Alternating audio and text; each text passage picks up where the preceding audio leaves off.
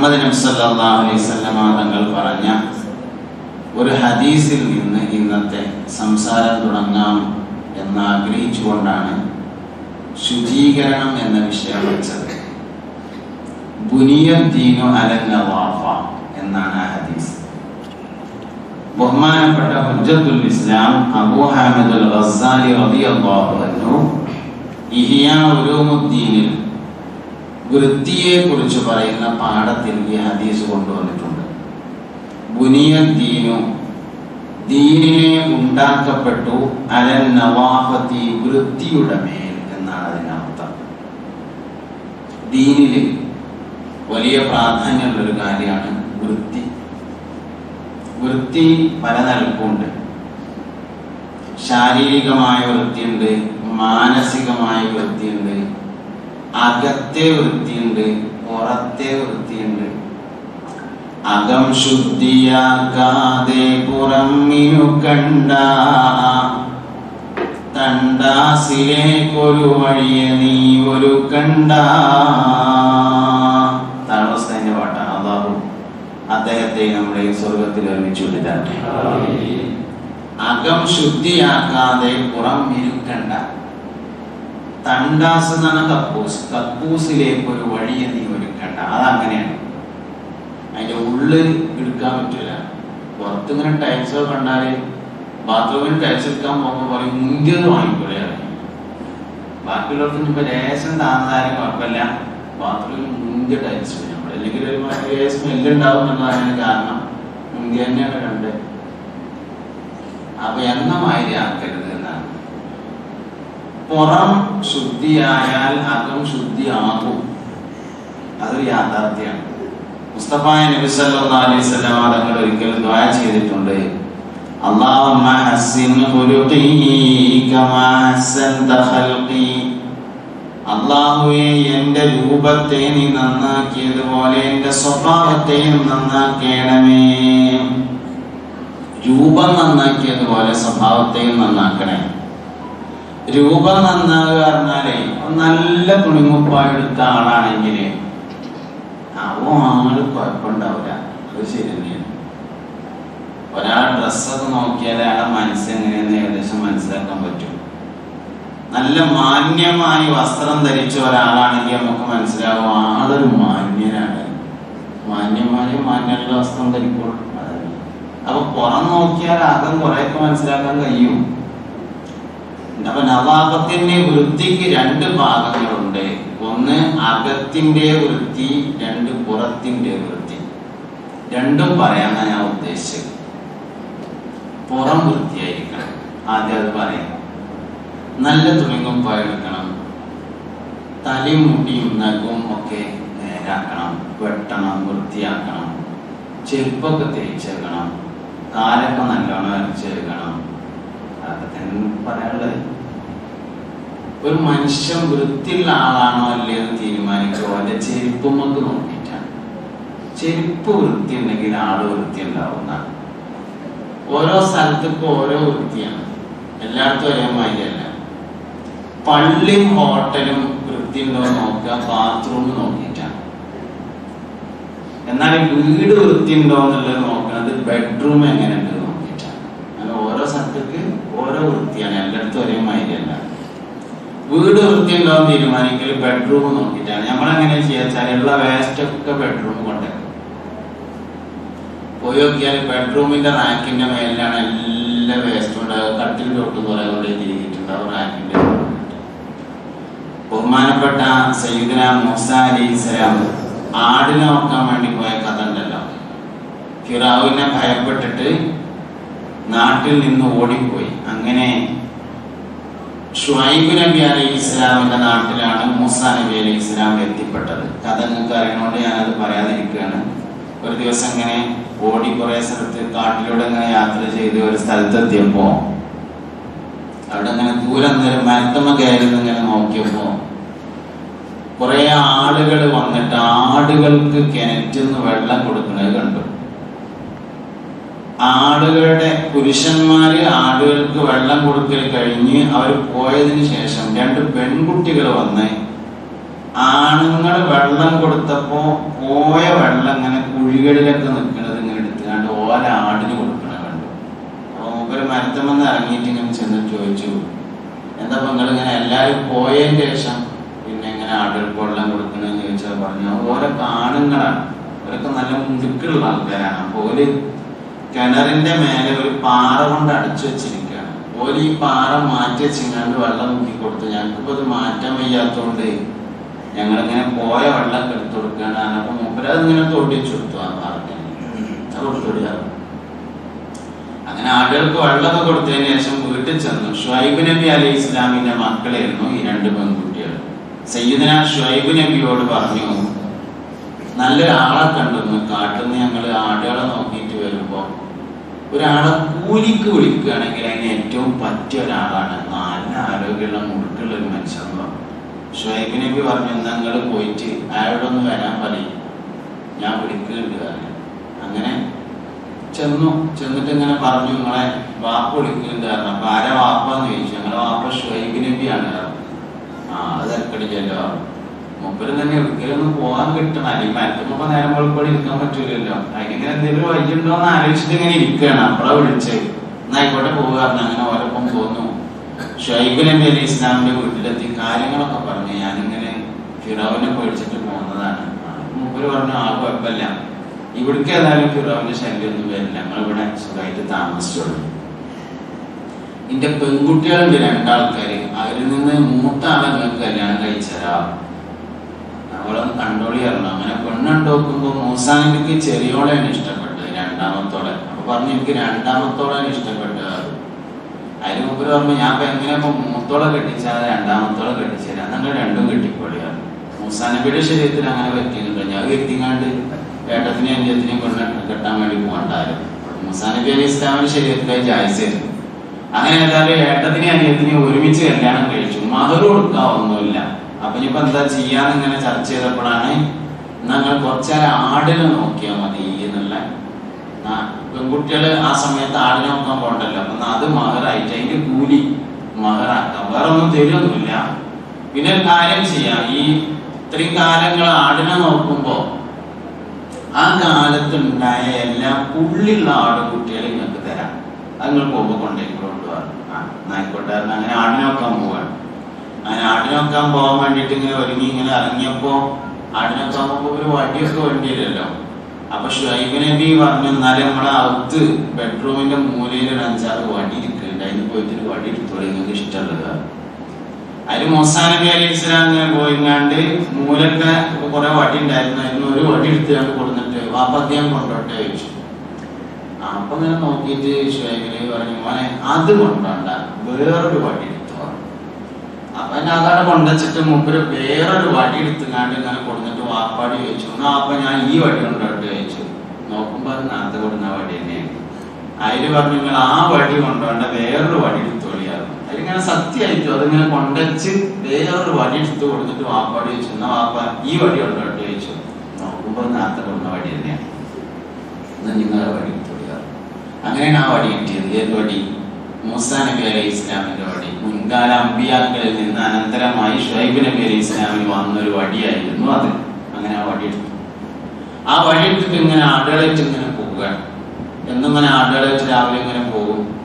അപ്പോ വഴിയിൽ നിന്ന് ജിബ്രീൽ അലൈഹി ഇസ്ലാമിനെ കണ്ടു.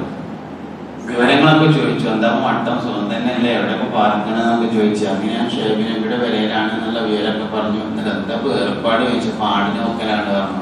ആടിനെ നോക്കിയാൽ എന്താ കിട്ടുക ചോദിച്ചു.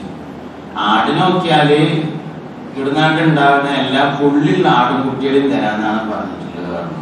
എന്നാ ഞാൻ ഒരു പണി പറഞ്ഞുതരാം, ഞാനൊരു തോട്ടം, ഒരു സ്ഥലം കാണിച്ചു തരാം, അവിടുന്ന് ഇല ചാടിച്ചു കൊടുത്താൽ മതി ആടെടുത്ത്. എന്നാൽ ഇവിടുന്നാണ്ടുള്ളതൊക്കെ പുള്ളിയുള്ള ആടും കുട്ടികളെ ഇപ്പോഴും പറഞ്ഞു. അങ്ങനെ ആയിക്കോട്ടെ. എന്ന് രാവിലെ പോകുമ്പോ ആ തോട്ടത്തിൽ ആടുകളെ കൊണ്ടുപോകും, അവിടെ ഇങ്ങനെ ഇലകൾ ചാടിച്ചു കൊടുക്കും. അങ്ങനെ ആടുകളെ തിന്നും. അങ്ങനെ പള്ളാതെ പിന്നെ കുറച്ചൊക്കെ പോയി ഒന്ന് കറങ്ങിട്ട് ഇങ്ങനെ വൈകുന്നേരം മടങ്ങി വരും. അപ്പോഴും കുറച്ച് ഇല ചാടിച്ചു കൊടുക്കും. അങ്ങനെ പിന്നെ അവിടുന്ന് ഉണ്ടായ കുട്ടികളൊക്കെ കൂടുതൽ ആടും കുട്ടികളെ. ഒരു ദിവസം അമ്മോശാക്ക് പറഞ്ഞു ഷുഐബ് നബി അലൈഹി ഇസ്ലാം, മോനെ വാപ്പാന്റെ കുട്ടിക്ക് ഇനി ഇവിടുന്ന് അങ്ങോട്ട് പുള്ളിയില്ലാത്ത ആടുകുട്ടികളെ ഇട്ടാട്ടോ. ആയിക്കോട്ടെ, അങ്ങനെ ആക്കാറ്.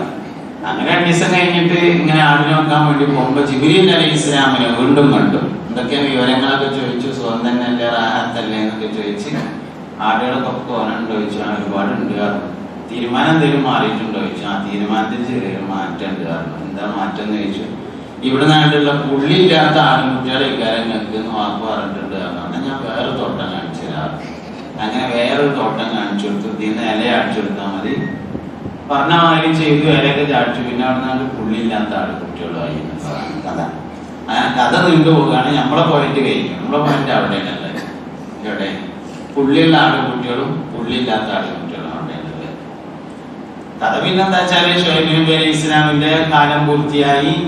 മഹാനവറുകള് നാട്ടിലേക്ക് പോണ സമയത്ത് വഴിയിൽ വെച്ച് തൂരി സീനാ പർവ്വതത്തിലേക്ക് തൗറാത്ത് വാങ്ങാൻ വേണ്ടി പോവുകയാണ്. അവിടുന്ന് നുബുവത്ത് കിട്ടുകയാണ്. പിന്നെ ഫിറൗന്റെ അടുത്തേക്ക് ദീൻ പറയാൻ വേണ്ടി പോവുകയാണ്. കഥ അങ്ങനെ നീണ്ടു പോവുകയാണ്.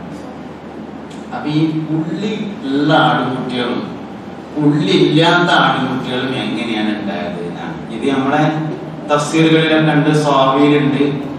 ഇതേ കഥ ബൈബിളിലും പറഞ്ഞിട്ടുണ്ട്. പക്ഷെ ചെറിയൊരു വ്യത്യാസത്തോടു കൂടെയാണ് പറഞ്ഞിട്ടുള്ളത്.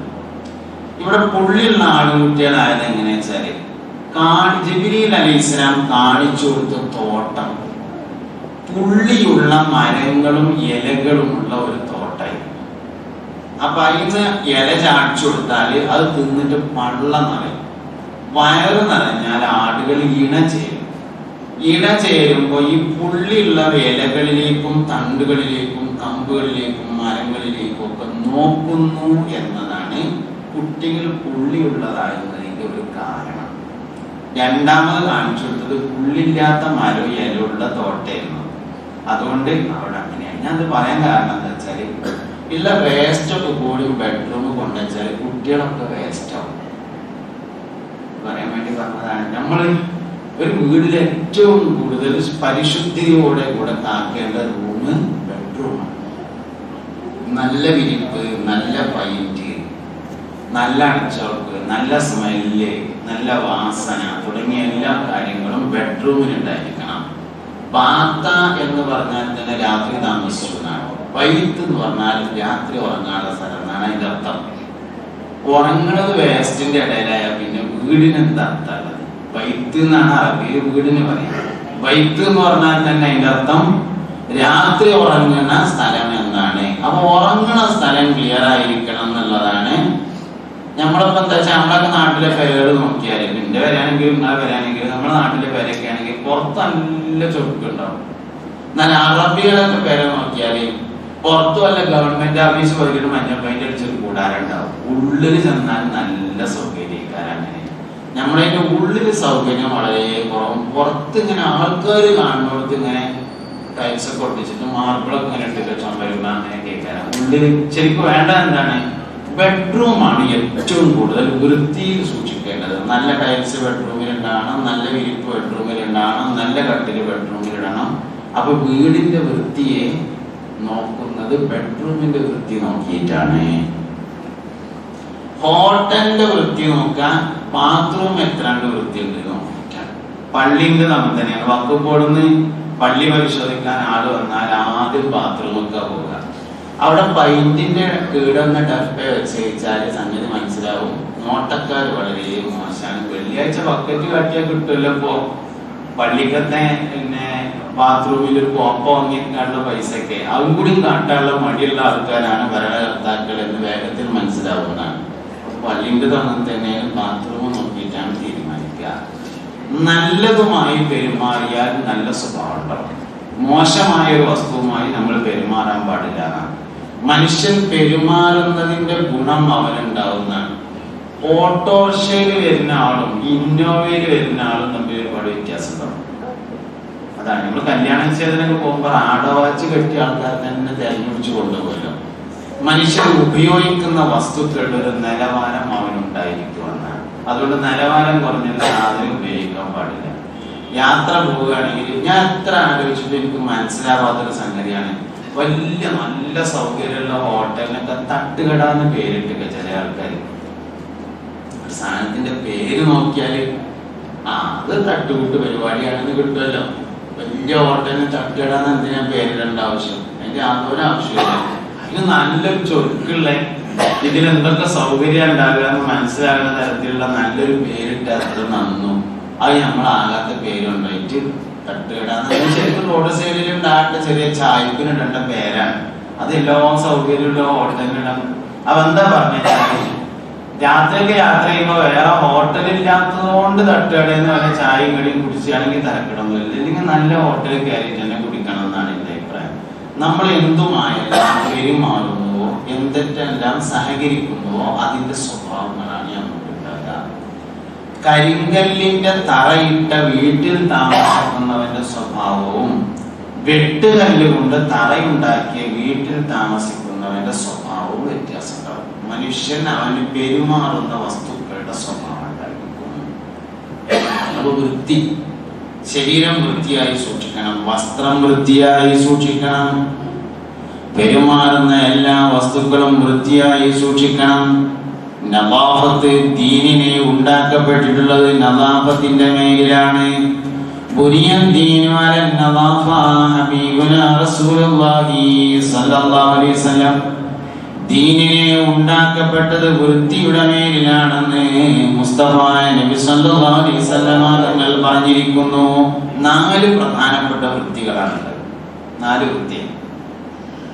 1, മ്ലേച്ഛമായ വസ്തുക്കളിൽ നിന്ന് ശരീരം വൃത്തിയായിരിക്കുക എന്നതാണ് ഒന്നാമത്തേത്. അതിന് 2 ഭാഗങ്ങളുണ്ട്. ശരീരം വൃത്തിയാകുക എന്നുള്ളതിന് 1 നജസിൽ നിന്ന് വൃത്തിയാവുക, 2 മോശം വസ്തുക്കളിൽ നിന്ന് വൃത്തിയാവുക. നജസിൽ നിന്ന് വൃത്തിയാകുന്നതിന് ത്വഹാറത്ത് എന്നാണ് പറയാ. മോശമായ സാധനങ്ങളിൽ നിന്ന് വൃത്തിയാക്കുന്നതിന് നവാഫത്ത് എന്നാണ് പറയാ. ത്വഹാറത്തും നവാഫത്തും വ്യത്യാസമുണ്ട്. ത്വഹാറത്ത് എന്ന് പറഞ്ഞാല് ശുദ്ധി, നവാഫത്ത് എന്ന് പറഞ്ഞാല് വൃത്തി. ശുദ്ധി ആയതുകൊണ്ട് വൃത്തിയായിക്കൊള്ളണമെന്നില്ല, വൃത്തിയായതുകൊണ്ട് ശുദ്ധിയായിക്കൊള്ളണമെന്നില്ല. കയ്യമ്മ കത്തിയട്ടിയിട്ട് ചോരായി, അപ്പൊ അവിടെ ഞാൻ കട്ടൻ ചായ എടുക്കുന്നുണ്ട്. കട്ടൻ ചായ കൊണ്ട് കഴുകിയാല് വൃത്തിയാവും, ശുദ്ധിയാവില്ല. വൃത്തിയായതുകൊണ്ട് ശുദ്ധിയായിക്കൊള്ളണമെന്നില്ല. മൂത്രമൊഴിച്ചപ്പോ തേങ്ങന്റെ വെള്ളം അവിടെ ഇരിക്കണം, എന്നാൽ അതുകൊണ്ടാണ് ഒഴിച്ചു, എന്നാലും വൃത്തിയാവും, പക്ഷെ ശുദ്ധിയാവില്ല. ശുദ്ധിയായതുകൊണ്ട് വൃത്തിയായിക്കൊള്ളണമെന്നില്ല, ശുദ്ധിയായതുകൊണ്ട് വൃത്തിയാവില്ല. അപ്പൊ നമ്മളെ തുണിയിൽ ചോരയായി, ചോര നമ്മൾ നല്ല വെള്ളം കൊണ്ട് കഴുകി നല്ല സോപ്പൊക്കെ ഇട്ട് വരതി കഴുകി വെക്കുമ്പോ ഒരു ചോന്ന കളറുണ്ട് കാണാൻ. നിറം മാത്രം ബാക്കിയായതുകൊണ്ട് നജശുദ്ധിയാവാതിരിക്കൂല, കളറ് ബാക്കിയായിട്ടുണ്ട്, അതുകൊണ്ട് കുഴപ്പമില്ല, സാധനം ശുദ്ധിയാവും, പക്ഷെ വൃത്തിയാവില്ല. വൃത്തിയാണെങ്കിൽ എന്താണ്? വൃത്തിയാണെങ്കിൽ കറ കാണുന്ന സാധനം ഇട്ടുകൊണ്ട് ആ കറി കൂടി കളയണം, അപ്പോഴേ വൃത്തിയാവുള്ളൂ തന്നെ. അപ്പൊ ശുദ്ധി വേറെയാണ്, വൃത്തി വേറെയാണ്. ശരീരം ശുദ്ധിയുമായിരിക്കണം, ശരീരം വൃത്തിയുമായിരിക്കണം, രണ്ടുമാണ്. സിഹത്തിന് സ്വഹിയാവാൻ ശുദ്ധിയായാൽ മതി, നിസ്കാരം സ്വഹിയാവാൻ ശരീരം ശുദ്ധിയായാൽ മതി, വൃത്തിയാവണം എന്നില്ല. എന്നാൽ വൃത്തിയാവൽ വേറെ തന്നെയാണ്. അത്തഹൂറു ശത്രുൽ ഈമാൻ, ശുദ്ധി ഈമാന്റെ പകുതിയാണ് എന്ന് ഹബീബുനാ റസൂലുള്ളാഹി. അന്നവാവത്തു മിനൽ ഈമാൻ, വൃത്തി ഈമാനിൽ പെട്ടതുമാകുന്നു എന്ന് പുണ്യനബി സല്ലല്ലാഹു അലൈഹി വസല്ലം പറഞ്ഞിരിക്കുന്നു. അപ്പൊ ശുദ്ധിയും വേണം, വൃത്തിയും വേണം, രണ്ടും വേണം. അപ്പൊ ശരീരം ശുദ്ധിയാവുക അല്ലെങ്കിൽ ശരീരം വൃത്തിയാവുക, ഇതാണ് ഒന്നാമത്തെ ശുദ്ധിയും ഒന്നാമത്തെ വൃത്തിയും. റമദാൻ മാസത്തിലെ ഉച്ചന്റെ ശേഷം പല്ല് തേക്കൽ കറാഹത്താണ്. എന്നാൽ എല്ലാ സമയത്തും കറാഹത്തൊന്നുമല്ല. ഉറങ്ങി നീച്ചാൽ കറാഹത്തൊന്നുമില്ല. ഉറങ്ങി നീച്ചാല് ഉറക്കത്തിൽ നിന്ന് ഉണർന്നവന് പല്ല് തേക്കൽ സുന്നത്താണെന്ന് പറഞ്ഞാൽ ആ സുന്നത്ത് അപ്പോഴുണ്ട്. പക്ഷെ റമദാൻ മാസമൊക്കെ ആവുമ്പോ നമ്മൾ പല്ല് തേക്കുമ്പോ ഒരു ഒളിമറയൊക്കെ വേണം, പരസ്യമായിട്ട് തേക്കരുത്. ജനങ്ങൾ നമ്മളെ തെറ്റിദ്ധരിക്കാൻ കാരണമാക്കുന്ന ഒന്നും ചെയ്യാൻ പാടില്ല. ഈ ജനങ്ങൾക്ക് നോർബിലിയാണാവുമെന്ന് തോന്നുന്ന കാര്യമൊന്നും ചെയ്യാൻ പാടില്ല. അപ്പൊ അത് സ്വകാര്യത്തില് ഒരാൾ പല്ല് തേച്ചുന്നിട്ട് കുഴപ്പമൊന്നുമില്ല, ഉറങ്ങി നീച്ചാൽ ആ നാർന്ന തൊള്ളയൊക്കെ ആൾക്കാരുടെ പോകുന്നു വേണ്ട, അങ്ങനെ ഒരു പറഞ്ഞിട്ടൊന്നുമില്ല.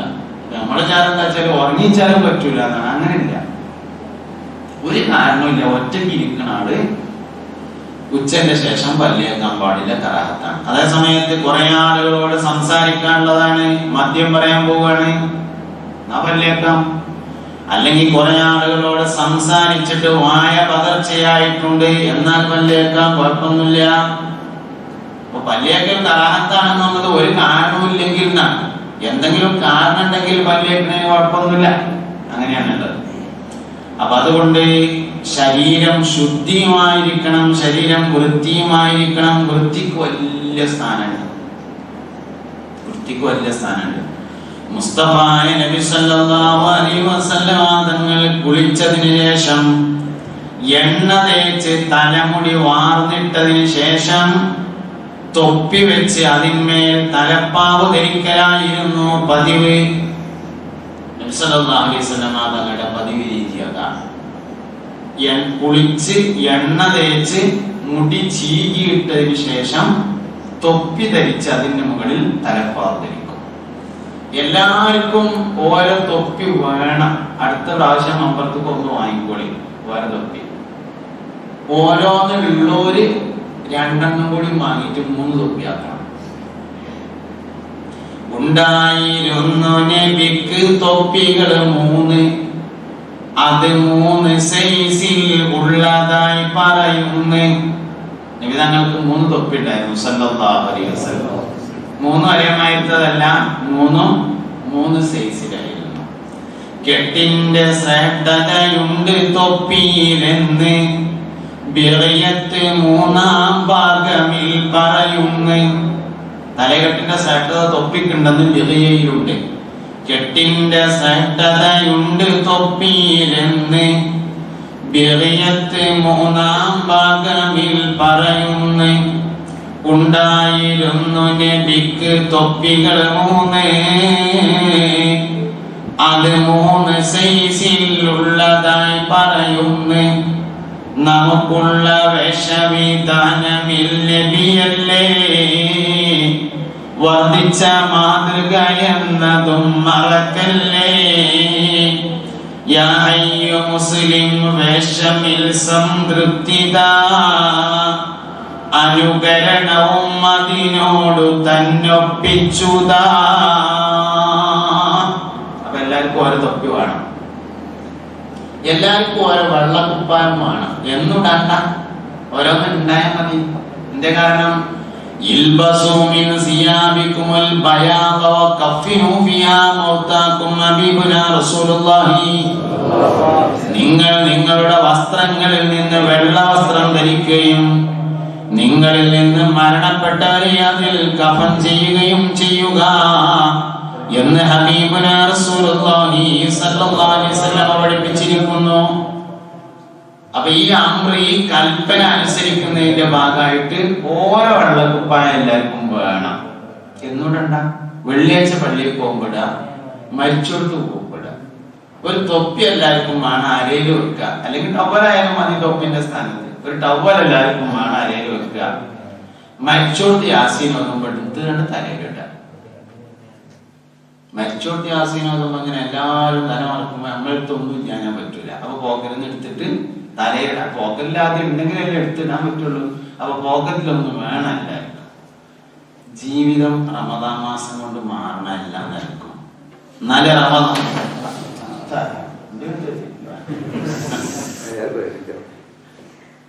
റമദാൻ മാസം ആകുമ്പോ നമുക്ക് ജീവിതം മാറണം. കരുതി വയ്ക്കാം, ആയിക്കോട്ടെ. റമദാൻ മാസം കൊണ്ട് ജീവിതത്തിന് മാറ്റം വേണം എന്തെങ്കിലുമൊക്കെ. അപ്പൊ കഴിഞ്ഞത്തെ മാതിരി തന്നെ കൊല്ലത്തെ റമദാനായ അതിന് വലിയ മെച്ചൊന്നുമില്ല. കഴിഞ്ഞ റമദാൻ ആദ്യത്തിൽ വന്നു കണ്ടാ മുസാഫൊക്കെ എടുത്ത് വെച്ചാൽ ഓതി 4 പേജ്. ഇക്കൊല്ലും റമദാൻ വന്നപ്പോ മുസാഫൊക്കെ എടുത്താൽ തുടങ്ങി 4 പേജ്. അതിന്റെ അപ്പുറത്തേക്ക് ഇക്കൊല്ലം നീങ്ങിയില്ലെങ്കിൽ ഒരു കൊല്ലം നമ്മളിവിടെ ഏറെ ജീവിച്ചതിന് എന്ത് കാര്യമുള്ളത്? ആയുസ് നിങ്ങൾ ദീർഘായുസിന് തോരക്കുമല്ലോ, പക്ഷെ നമുക്കൊക്കെ ദീർഘായുസ് തരട്ടെ. സംഗതി വണ്ടിന്റെ ഒട്ട് വെട്ടാല് ഷഹീദിന്റെ കൂലി കിട്ടും, വെള്ളത്തിൽ കൂടെ വലിച്ചു പോയാല് ഷഹീദിന്റെ കൂലി കിട്ടും. അത് വേണ്ടാന്ന് വെച്ചിട്ടാണ് നമ്മൾ ഏത് വരയ്ക്കണത്? പഠിച്ചോനെ ദീർഘായുസ് തരണേ. എന്താ കൊണ്ടുള്ള കാര്യം? ഒരു കൊല്ലം ഏറെ ദുന്യാവിൽ നിന്നാല് ഒരു കൊല്ലത്തെ ഈമാനും തഖ്വയും കൂട്ടണം. അതിനാണ് ഒരു കൊല്ലം ഏറെ നിൽക്കണത്. 60 വയസ്സുള്ള ആൾക്കും 61 വയസ്സുള്ള ആൾക്കും ഒരേ ഈമാൻ പോരാ. 61 വയസ്സുള്ള ആൾക്ക് ഒരു കൊല്ലത്തെ ഈമാനും തഖ്വയും കൂടുതലുണ്ടെങ്കിൽ ഒരു റമദാനും മുതലായി, ഒരു റബീഉൽ അവ്വലും മുതലായി, ഒരു ബറാത്തും മുതലായി, ഒരു മുഹറവും ഒരു മിഅ്റാജും ഒക്കെ മുതലായി. അതല്ല 60 വയസ്സിന് അങ്ങനെ തന്നെയാണ്. 63 ലേശം കുറഞ്ഞിക്കാണെങ്കിലോ വെറുതെ ഒരു കൊല്ലം ഇവിടുത്തെ ചോറുന്നാണ്ട് ഒരു കാര്യം അതുകൊണ്ട് ഇല്ലാതായി. ഒരു കൊല്ലം നമ്മളെ ഏറെ ദുനിയാവിൽ നിന്നാല് അപ്പൊ കഴിഞ്ഞ കൊല്ലത്തെ റമദാനിനേക്കാൾ ഈ കൊല്ലത്തെ റമദാനിൽ നമുക്ക് എന്താണ് ഈമാനിലും തഖ്വയിലും വർധനവുള്ളത് എന്ന് ആലോചിച്ച് നോക്കിയിട്ട് 29 അന്ന് അല്ലെങ്കിൽ 30 അന്ന് സൂര്യൻ അസ്തമിക്കുമ്പോൾ നമ്മുടെ ഖൽബ് നമ്മളോട് പറയണം അൽഹംദുലില്ലാഹ് ഇക്കൊല്ലത്തെ റമദാൻ മുതലായിട്ടുണ്ട്. വേറെ ആരുമല്ല പറയണ്ടേ, നമ്മളെ ഖൽബ് പറയണം നമ്മളോട് ഇക്കൊല്ലത്തെ റമദാൻ മുതലായി. ഇന്ന് നമുക്കൊരു കൊല്ലം മുതലായി. എന്തെങ്കിലും ഒരു കൊല്ലം നഷ്ടമാണ്. ഒരു റമദാൻ കഴിഞ്ഞു അടുത്ത റമദാൻ വരികയാണ് എന്ന് പറയുമ്പോ നമ്മള് ഒരു പുതിയ കൊല്ലം വരുന്നുണ്ട് നല്ല ശരിക്കും ആലോചിക്കേണ്ടത്. നമ്മളെ ആയുസ്സെന്ന് ഒരു കൊല്ലം പോകുന്നുണ്ട് എന്നാണ്. മാറുന്നു മാസങ്ങൾ കൊല്ലങ്ങളാഴ്ച ഗടികൾ കണക്കേ നിൻ ആയുസ്സിൻ തീർച്ച. ഷുജായി മൊയ്തും അലി പാടിയതാണ് സഫലമാല. മാറുന്നു മാസങ്ങൾ കൊല്ലങ്ങളാഴ്ച ഗടികൾ കണക്കേ നിൻ ആയുസ്സിൻ തീർച്ച. പഴയ കാലവും പുതിയ കാലവും തമ്മിലൊരു വ്യത്യാസമുണ്ട്. പഴയ കാലത്ത് ഒരു വെള്ളിയാഴ്ച കഴിഞ്ഞാല് അടുത്ത വെള്ളിയാഴ്ചയാകാൻ 7 ദിവസം ഉണ്ടായി. ഇന്നിപ്പോ ഒരു വെള്ളിയാഴ്ച കഴിഞ്ഞാൽ അടുത്ത വെള്ളിയാഴ്ചക്ക് ആകെ ഒരാഴ്ചയുള്ളൂ. ഇന്നലെ വെള്ളിയാഴ്ച, ഇന്നും വെള്ളിയാഴ്ച, നാളെയും വെള്ളിയാഴ്ച. എന്നൊരു വെള്ളിയാഴ്ച കഴിഞ്ഞ് ഇന്നിപ്പോ നാളെ വെള്ളിയാഴ്ചയായി. ഒരു നഖം മുറിച്ചാൻ വരെ നമുക്ക് നേരല്ല. പുതിയാപ്പിളം വന്നിരിക്കുമ്പോ നഖം മുറിച്ചാൽ നാളെ ഞാൻ കണ്ടു. മനുഷ്യൻ എല്ലാ നിരക്കും ഒന്ന് വൃത്തിയാകുക പുതിയാപ്പിളവുമ്പോഴാണ്. നല്ല തുണിപ്പായക്കെടുത്ത് താടിമുടിയൊക്കെ ഒന്ന് നേരാക്കി ഒന്ന് ഉഷാറായിട്ട് എന്നാല് നിക്കാഹിന് വേണ്ടി പുതിയാപ്പിളം വന്നിരിക്കുമ്പോ നഖം മുറിച്ചാൽ നാളെ ഞാൻ കണ്ടിട്ടുണ്ട്. ഒരാളൊന്നല്ല, കുറെ ആൾക്കാരെ കണ്ടിട്ടുണ്ട്. പിന്നെ എന്നാ മുറിച്ചെല്ലുമ്പത് ഓന് വെള്ളിയാഴ്ചയും വലിയൊരുനാൾ ഒരുമിച്ച് നിൽക്കും കാര്യമല്ല, മുറിച്ചില്ല. പുതിയാപ്പിളം മുറിച്ചാത്ത പിന്നെയാണ്. അതുകൊണ്ട് നഖം മുറിക്കണമല്ലായിരുന്നു. ഒരു മനുഷ്യന്റെ വൃത്തിയുടെ പ്രധാനപ്പെട്ട അടയാളം നഖം മുറിക്കലാണ്. സുദുർഗോക്ക് പോകുമ്പോ കാലുമൊക്കെ നോക്കിയാൽ അറിയാം ആൾക്ക് വൃത്തി ഉണ്ടോ ഇല്ല. അവനാന്റെ കാലുമൊക്കെ ആദ്യം നോക്കിയാൽ മതി, അടുത്തുള്ളവർക്ക് നോക്കണം. അവനെ നോക്കിയാലും കാണുമല്ലോ. കയ്യുമത്തെ പിന്നെയും മുറിക്കും, കാലുമത്തെ മുറിക്കാൻ ഭയങ്കര മടിയ ആൾക്കാർക്ക്. 10 ഫിത്രത്ത് 10 പ്രകൃതങ്ങളെ മനുഷ്യൻ സൂക്ഷിക്കണം. അതിലെ ഏറ്റവും പ്രധാനപ്പെട്ടതാണ് നഖം മുറിക്കല്. നഖം മുറിക്കുക അത് മനുഷ്യന്റെ ഫിത്രത്താണ്. കുളിക്കുക, സുഗന്ധം ഉപയോഗിക്കുക. റമദാനില് പറ്റൂല, രാത്രി പറ്റും. നോമ്പ് തുറന്നാല് അത്താഴം കഴിച്ചാലൊക്കെ സുഗന്ധം ഉപയോഗിക്കാം. പകല് മാത്രമേ പറ്റുകയുള്ളൂ. രാത്രി ഉപയോഗിച്ചതിന്റെ വാസന പകല് നിലനിൽക്കുന്നതിന് വിരോധമൊന്നുമില്ല. അത്താഴം കഴിഞ്ഞാൽ ശരീരത്തിൽ സുഗന്ധം പൂശിയതാണ്. ആ വാസന നേരങ്ങൾക്കും ഉണ്ടായിരുന്നിട്ട് കുഴപ്പമില്ല. പകൽ സമയത്ത് ഉപയോഗിക്കാൻ പാടില്ല എന്നുള്ളൂ. വാസനിക്കുന്നതിന് കുഴപ്പമൊന്നുമില്ല, വാസന തടുത്താൻ നിൽക്കണമല്ല.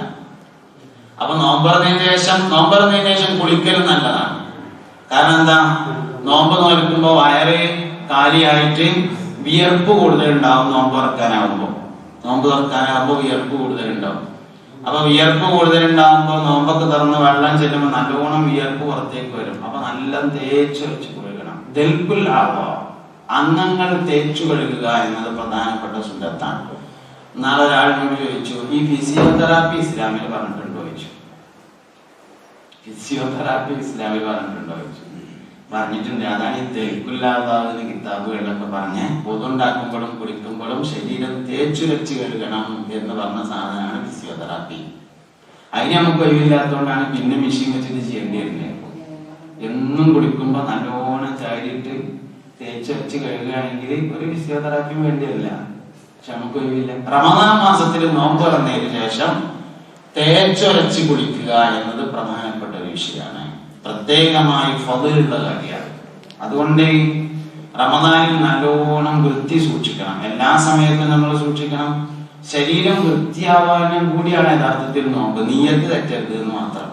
അതായത് നമ്മുടെ ശരീരത്തിൽ പ്രധാനമായും ഉള്ള വേസ്റ്റുകൾ, ഒന്ന് മലം, മറ്റൊന്ന് മൂത്രം, മൂന്നാമത്തൊന്ന് വിയർപ്പ്, നാലാമത്തൊന്ന് എയറോബിക് വേസ്റ്റ് എന്ന് പറയുന്ന കാർബൺ ഡൈ ഓക്സൈഡ്.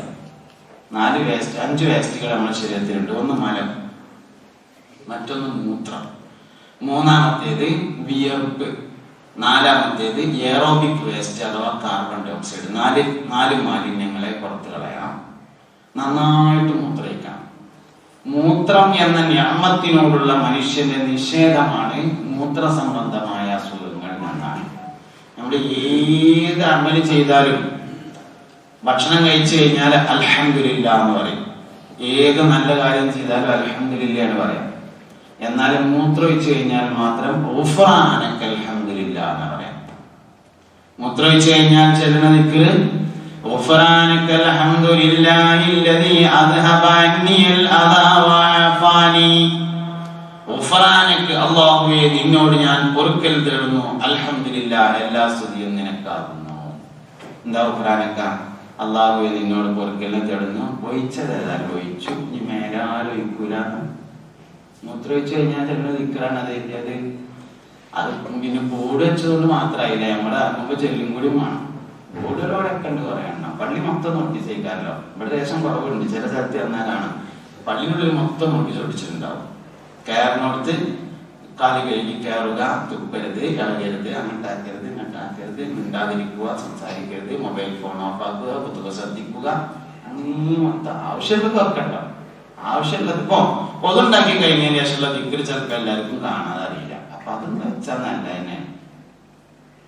അശ്ഹദു അൻ ലാ ഇലാഹ ഇല്ലല്ലാഹു വഹ്ദഹു ലാ ശരീക ലഹു വഅശ്ഹദു അന്ന മുഹമ്മദൻ അബ്ദുഹു വറസൂലുഹു اللهم اجعلني من التوابين واجعلني من المتطهرين واجعلني من عبادك الصالحين. ചിലപ്പോൾ എല്ലാവർക്കും കിട്ടിക്കോണമെന്നില്ല, അതൊന്ന് വെച്ചാൽ നന്നായി.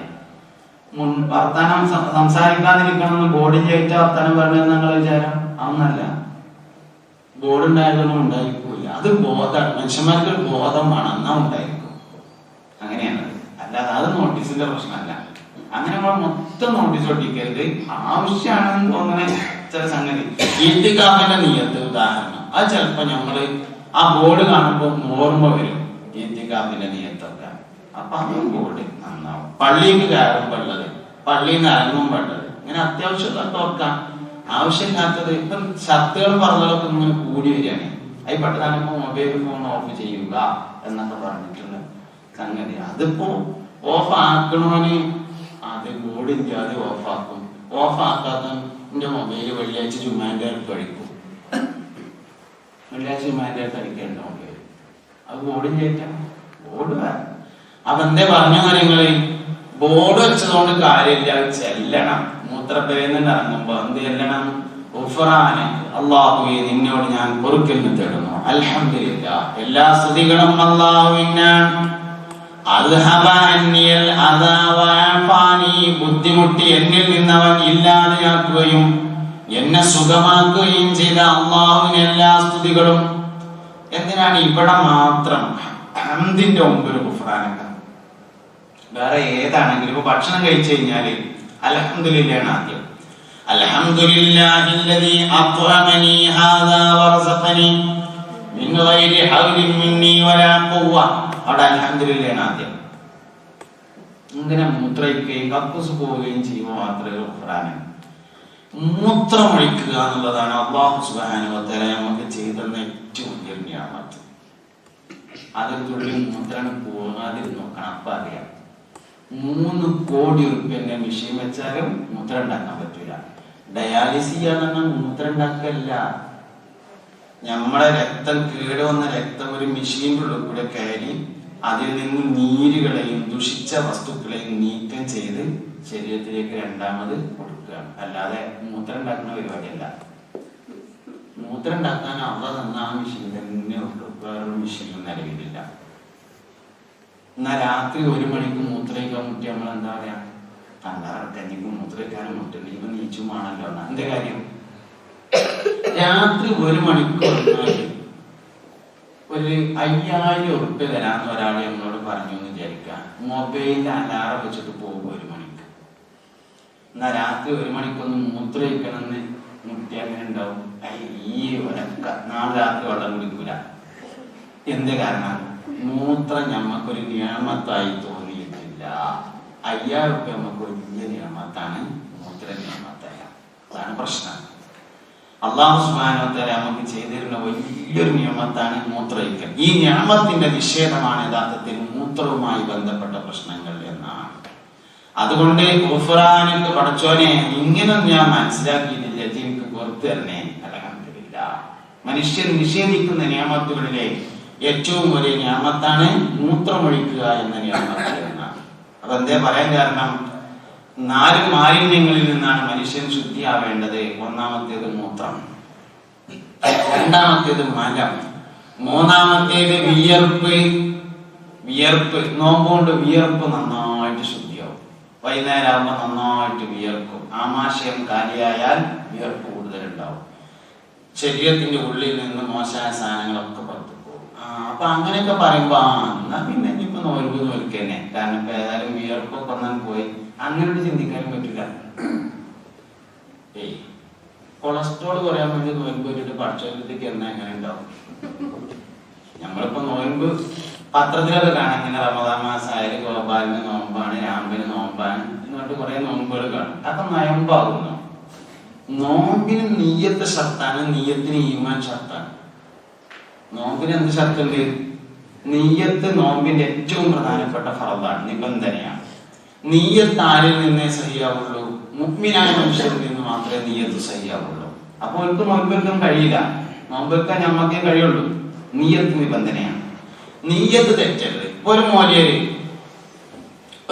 ഇങ്ങനെ ഒരു ഓഡിറ്റോറിയത്തിൽ വായതറിയാണെന്ന് വിചാരിക്കുക.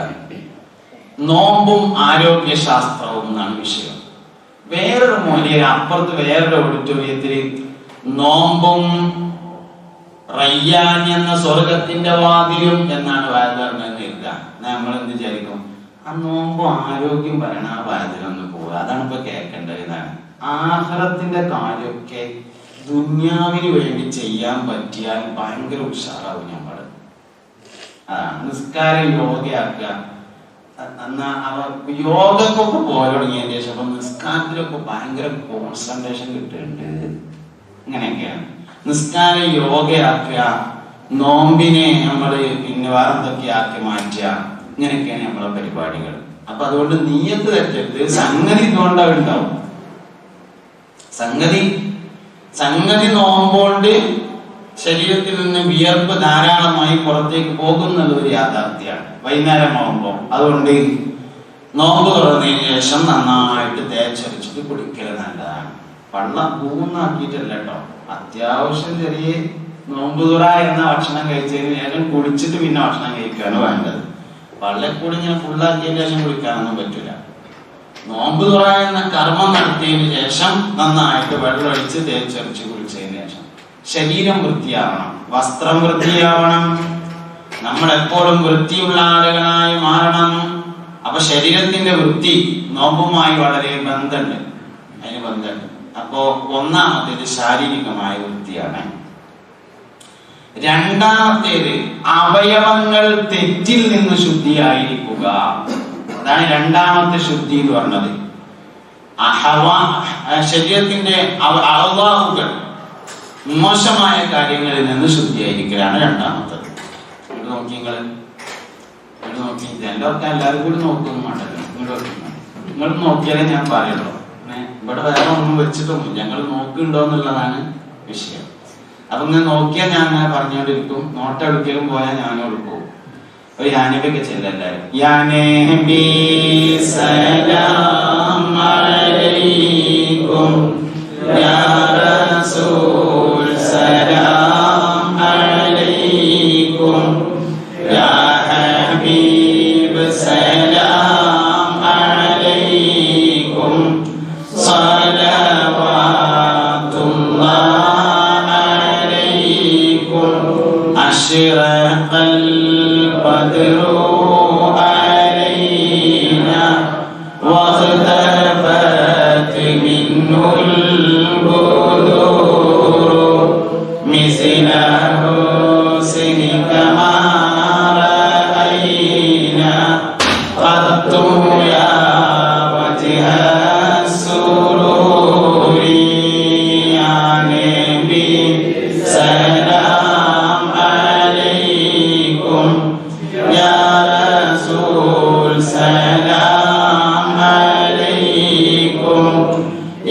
ഹബീബ് സലാം അലൈക്കും സലവാത്തുല്ലാഹി അലൈക്കും. രണ്ടാമത്തത് അഅ്ളാഉകൾ, ജവാരിഹുകൾ, അവയവങ്ങൾ തെറ്റുകളിൽ നിന്ന് ശുദ്ധിയായിരിക്കണം. മോശപ്പെട്ട സാധനം കാണാതിരിക്കുക, മോശപ്പെട്ടത് കേൾക്കാതിരിക്കുക, മോശപ്പെട്ടതിലേക്ക് പോകാതിരിക്കുക. ഗീബത്ത് പറയാൻ പാടില്ല. ഗീബത്ത് കേൾക്കാൻ പാടുണ്ടോ? അതുമില്ല. ഗീബത്ത് പറയാൻ പാടില്ല എന്നുള്ളത് ശരി തന്നെയാണ്. എന്നാൽ ആരെങ്കിലും ഒരാളെ ഗീബത്ത് പറയുകയാണെങ്കിൽ അവിടെ നിന്ന് ചിരിച്ചാണ് നിന്ന് കേൾക്കാൻ പാടുണ്ടോ? അതും പാടില്ല. അവിടെ പോകാറുണ്ട്. നുണ പറയാൻ പാടില്ല. നുണ കേൾക്കാൻ പാടുണ്ടോ?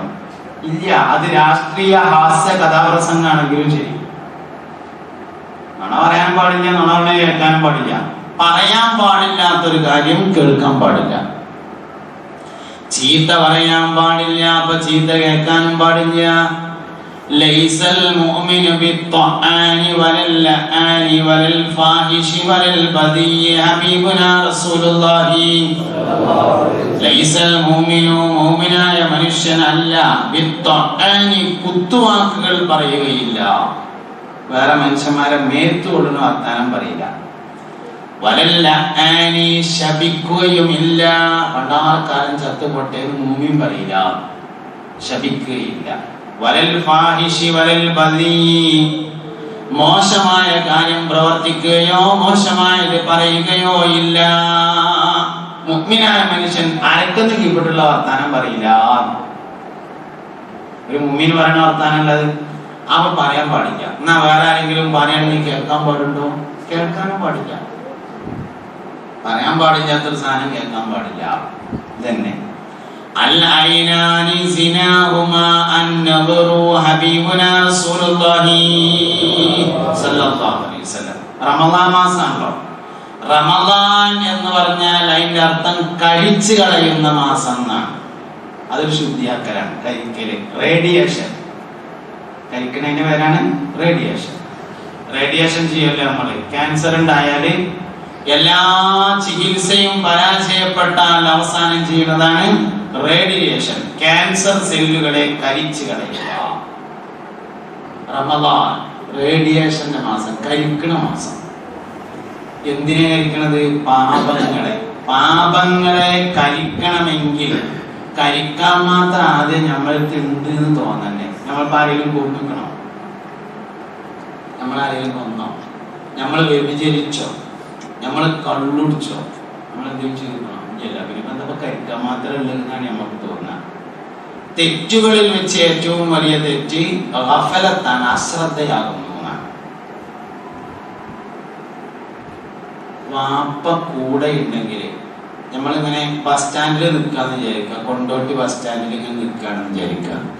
അപ്പൊ ഇങ്ങനെ സിനിമ പോസ്റ്റർ ഒട്ടിച്ചിട്ടുണ്ട് ചോരുമേ. വാപ്പ ഒപ്പുണ്ടെങ്കിൽ പോസ്റ്റർ നമുക്ക് നോക്കാൻ കഴിയൂല. സിനിമ പോസ്റ്റർ നമുക്ക് നോക്കാൻ കഴിയൂല. എത്ര സ്ട്രോങ് ഉള്ള വാപ്പയായിട്ടും കാര്യമില്ല. മൂപ്പര് പെരയിലാണെങ്കിൽ നോക്കാതിരിക്കൂല. വാപ്പ നല്ല സ്ട്രോങ് വാപ്പയാണ്. പക്ഷെ മൂപ്പര് എവിടെയുള്ളത്? പെരയിലാണ്. വാപ്പ എന്ത് വേണം? കൂടെ ഉണ്ടാവണം. മനുഷ്യന്റെ ഏറ്റവും വലിയ തെറ്റ് അള്ളാഹു കൂടെയുണ്ട് എന്ന വിഷയത്തിനെ തൊട്ടുള്ള അശ്രദ്ധയാകുന്നു. അള്ളാഹു കൂടെ ഉണ്ട്. ഒരിക്കൽ നബി സല്ലല്ലാഹു അലൈഹി വസല്ലം തങ്ങളുടെ ഹദ്റത്തിൽ ജിബ്രീൽ അലൈഹിസ്സലാം വന്നു. വെള്ള വസ്ത്രം ധരിച്ച് യാത്രക്കാരന്റെ അടയാളമൊന്നും കാണാതെ വന്നിട്ട് കാലിന്റെ മുട്ടോട് മുട്ട് ചേർത്ത് വെച്ച് ഇങ്ങനെ ഇരുന്നിട്ട് മൽ ഇസ്ലാമു യാ റസൂലല്ലാഹ്, അല്ലാഹുവിന്റെ റസൂലേ ഇസ്ലാം എന്താണെന്ന് ചോദിച്ചു. 5 കാര്യങ്ങൾ പറഞ്ഞു. അൻതഷ്ഹദ അല്ലാ ഇലാഹ ഇല്ലല്ലാഹു വ തുഖീമസ് സ്വലാത്ത്. 5 കാര്യം. അപ്പൊ പറഞ്ഞു സ്വദഖത. ആ പറഞ്ഞത് ശരിയാണ്, മാർക്ക് കിട്ടും. രണ്ടാമത് ചോദിച്ചു വമൽ ഈമാനു യാ റസൂലല്ലാഹ്, അല്ലാഹുവിന്റെ റസൂലേ ഈമാൻ എന്ന് പറഞ്ഞാൽ എന്താണ്? അതിൽ പറഞ്ഞു അൽ ഈമാനു അൻ തുഅ്മിന ബില്ലാഹി വ മലായികതിഹി വ കുതുബിഹി വ റസുലിഹി. 6 കാര്യങ്ങൾ പറഞ്ഞു. അതിൽ പറഞ്ഞു സ്വദഖത, ശരിയാ പറഞ്ഞത്. മൂന്നാമത് ചോദിച്ചു വമൽ ഇഹ്സാനു യാ റസൂലല്ലാഹ്, അല്ലാഹുവിന്റെ റസൂലേ ഇഹ്സാൻ എന്ന് പറഞ്ഞാൽ എന്താണെന്ന് ചോദിച്ചു. അതിൽ പറഞ്ഞു അൻ തഅബുദല്ലാഹ കഅന്നക തറാഹു فإن لم تكن تراه فإنه يراك أن تعبد الله നീ അല്ലാഹുവിനെ ഇബാദത്ത് ചെയ്യലാണ് കഅന്നക തറാഹു നീ അല്ലാഹുവിനെ കാണുന്നത് പോലെ അവനെ ഇബാദത്ത് ചെയ്യലാണ് ഫഇൻ ലം തകുൻ തറാഹു യഥാർത്ഥത്തിൽ നീ അവനെ കാണുന്നില്ലെങ്കിലും ഫഇന്നഹു യറാക അവൻ നിന്നെ കാണുന്നുണ്ടല്ലോ. അതുകൊണ്ട് അല്ലാഹുവിനെ ഇങ്ങനെ കാണുന്ന മാതിരി ഇബാദത്ത് ചെയ്യലാണ്. പള്ളിക്കന്ന് ദൂരം നിസ്കരിക്കാൻ 5 മിനിറ്റ്, പെരയെന്ന് ദൂരം നിസ്കരിക്കാൻ 2 മിനിറ്റ്. അപ്പൊ പള്ളിക്കന്ന് ഏറെയുള്ള 3 മിനിറ്റ് ആയിരിക്കും. അതന്നെ പ്രശ്നം, അതന്നെയാണ് പ്രശ്നം. അള്ളാഹ്ക്കാണെങ്കിൽ 2 5 മിനിറ്റ് തന്നെയല്ലേ വേണ്ടേ, അല്ലെങ്കിൽ 2 3 മിനിറ്റ് തന്നെയാണ് വേണ്ടത്. അങ്ങനെ ഏറ്റവും എളുപ്പം തറാവി അവിടെ കഴിക്കാന്ന് നമ്മൾ നോക്കുക. അത് പിന്നെ കുറച്ച് 2 കിലോമീറ്റർ നടന്നിട്ട് അപ്പുറത്തെ പള്ളിയിലാവാൻ കഴിഞ്ഞാൽ നടന്നുകൊണ്ട് അങ്ങോട്ട് പോകും. ആ നടക്കണ പണിയുള്ളൂ ഇവിടെ, അതൊന്നും തരില്ല. എന്നാലും അങ്ങനെ നമ്മളങ്ങനെയാണ് ഇപ്പൊ. ഞാനും നമ്മളെല്ലാവരും അങ്ങനെയാണ്. നമുക്ക് പൊക്കെ വേഗം കഴിയണം എന്നുള്ളതാണ്. നമുക്കൊക്കെ 70,000 റമദാൻ മാസം വന്നിട്ടും വല്ല മാറ്റം ഉണ്ടാവും എന്നുള്ള സംശയമില്ല. ഒന്ന് ആലോചിച്ച് നോക്കി. നിങ്ങൾ മാറണം, ശരിക്കും മാറണം. കഴിഞ്ഞ വർഷത്തേക്കാൾ ഈ കൊല്ലം മാറ്റമുണ്ടായിരിക്കണം. അപ്പൊ എന്തേ പറഞ്ഞു? നോമ്പ് വലിയ മാറ്റത്തിനുള്ളതാണ്. ആ മാറ്റത്തിന് വേണ്ടി തയ്യാറെടുക്കണം. എല്ലാ നിലയിലും മാറണം. റമദാൻ പറഞ്ഞാൽ കരിച്ച് കളയുന്ന മാസം. അതിന് കഴിക്കാൻ മാത്രം ഉണ്ടോ ഇല്ല എന്നുള്ളത് ആദ്യം തീരുമാനമാണ്.